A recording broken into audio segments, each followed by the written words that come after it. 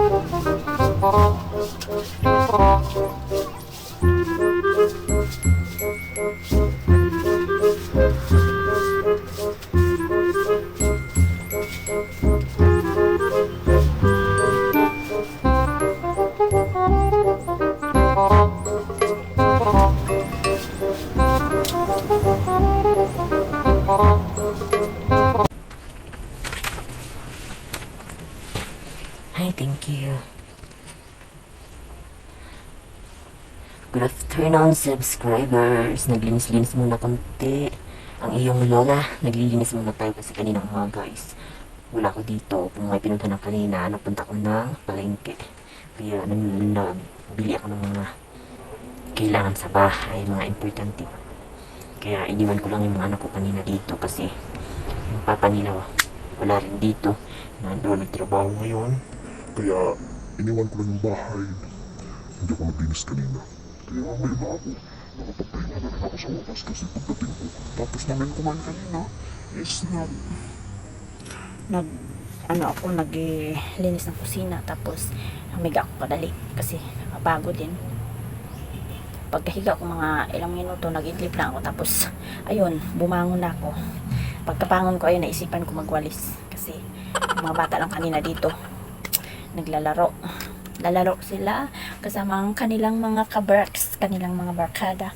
Kaya alam niya samok ng balay pag sila lang mga bata ang naiiwan kasi hindi pa maganda kanina yung panahon. Pag alis ko maulan, doon nga kanina sa pinuntahan ko is maulan siya, umaambon. Buti nga lang pag abot ko kanina hindi na umulan.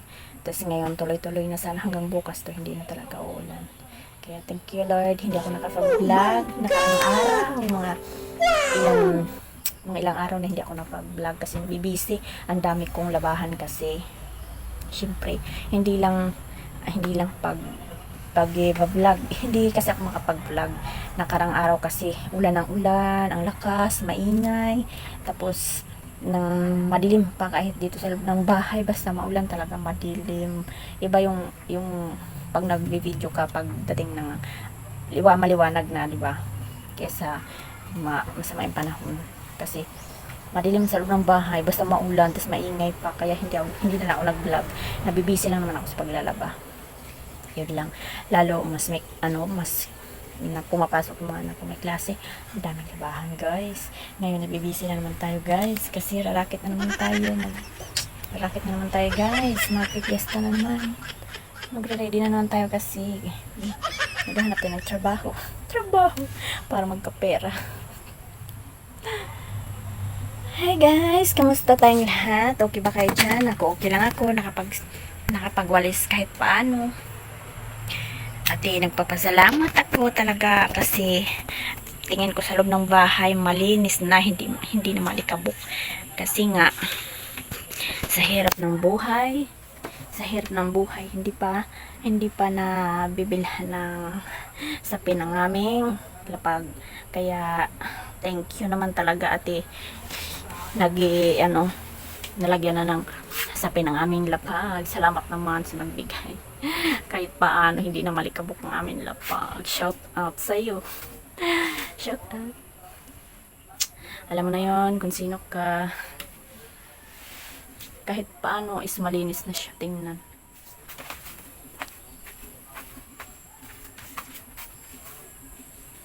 Diba kahit paano is malinis na siya tingnan, kasi hindi na siya malikabok kasi lupa lang kasi siya, kaya malikabok kahit araw-araw magwalis ka. Pero ngayon medyo okay na siya guys. Thank you so much sa aking sponsor. Salamat naman sa nagbigay, kahit paano malinis na ang aming simpleng bahay. Thank you naman. Kunting walis lang, okay na.